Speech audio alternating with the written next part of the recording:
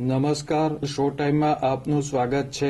ભાવનગર મહાનગરપાલિકા દ્વારા સરિતા સોસાયટીના નાકા પાસે ઓવરબ્રિજ નીચેનો રસ્તો બંધ કરવા કાર્યવાહી હાથ ધરવામાં આવતા સ્થાનિક વેપારીઓ અને લોકોએ વિરોધ કર્યો હતો।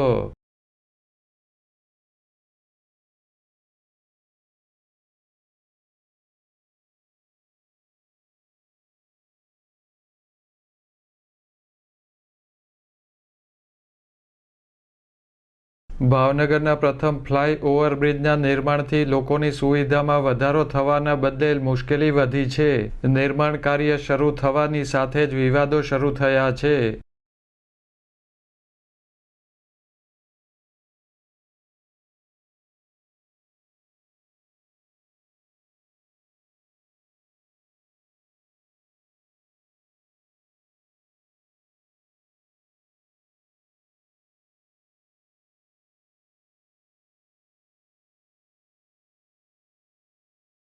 મહાનગરપાલિકા દ્વારા સરિતા સોસાયટીના નાકા પાસે ફ્લાય ઓવરબ્રિજ નીચેનો રસ્તો બંધ કરવા માટે કામગીરી હાથ ધરવામાં આવી હતી। આ કામગીરીનો સ્થાનિક વેપારીઓ અને વસાહતીઓ દ્વારા વિરોધ કરવામાં આવ્યો હતો।